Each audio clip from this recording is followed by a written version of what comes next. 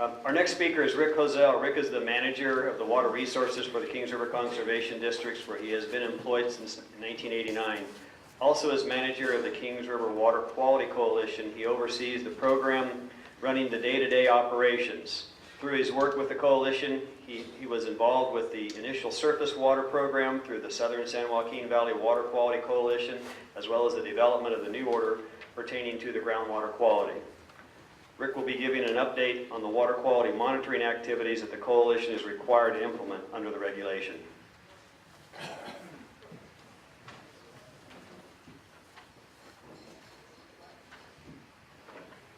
Good morning. Just going to kind of give you an overview of the requirements that we have to prepare, the plans and reports for the coalition, and those are the 5 plans, reports, and programs that we're involved with.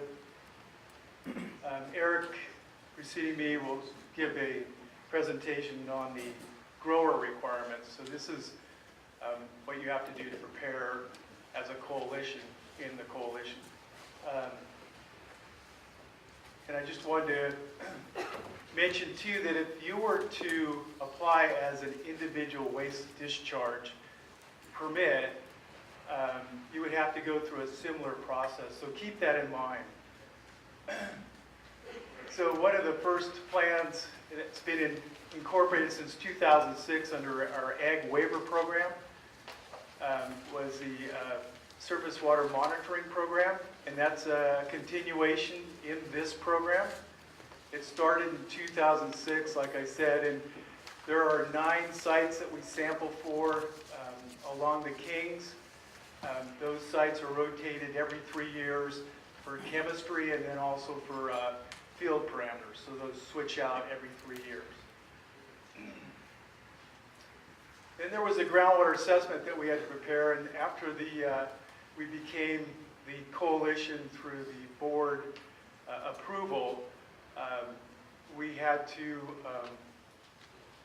hire a consultant to do this groundwater assessment report, and then also staff helped out on this. And essentially, it's available data, water quality data, and that was taken from the California Department of Public Health, the NRCS, California Department of Water Resources. All that data was combined and reviewed.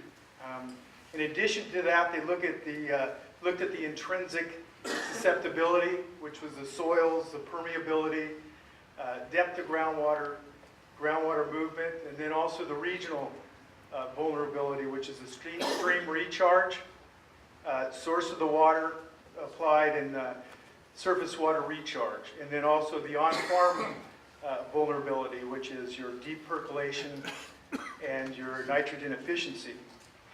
Other factors were also considered, which were the crop type and land use.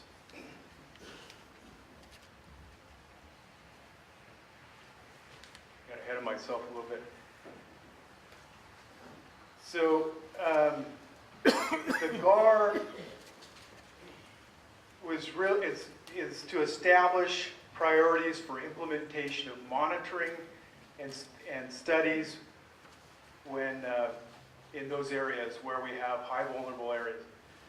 And the priorities are basis for the essential work plans and to process groundwater quality trends. And last, the GAR provides a basis for establishing work plans and priorities to evaluate that of ag management practices for the protection of groundwater.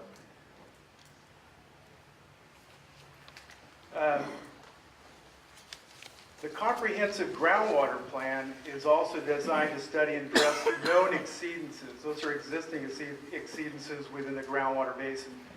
As a component of the plan, we will also be working with Lawrence Livermore and Alta Irrigation District on an isotope study along the eastern boundary of the coalition boundary.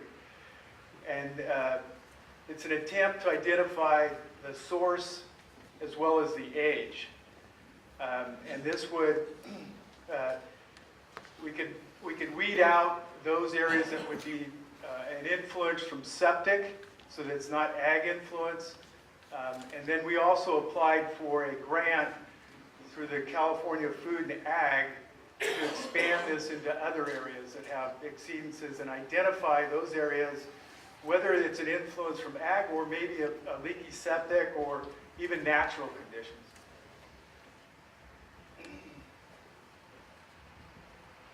So the groundwater trend monitoring,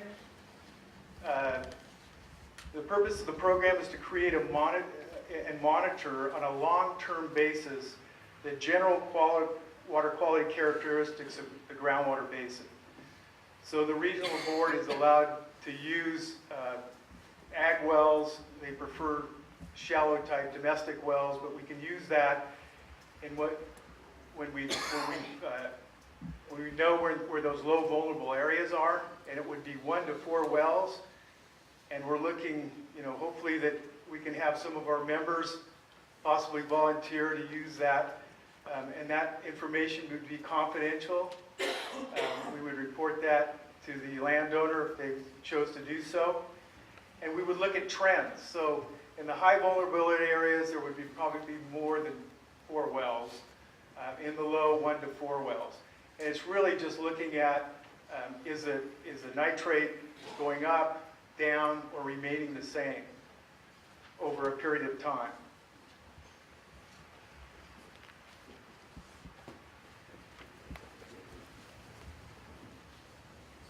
So those plans that I showed you in the front, the reports, the GAR, those plans have not been approved yet, and we're working with the regional board on the approval process of those plans, especially the GAR. And we hope to, within the next month or so, possibly, but there's been other coalitions it's taken longer, almost a year, so it depends. The last slide, the first order of business is to obtain the approval of those plans, and then we are going to have to develop a database in addition to that. So there's quite a bit of work, but I just wanted you folks to realize that, if you were to apply as an individual for an individual discharge permit, you would have to go through the similar process. And like Mark mentioned, we're trying to cut costs as much as possible. And the sampling of these water quality samples, the coalition staff does a lot of this work instead of the lab. So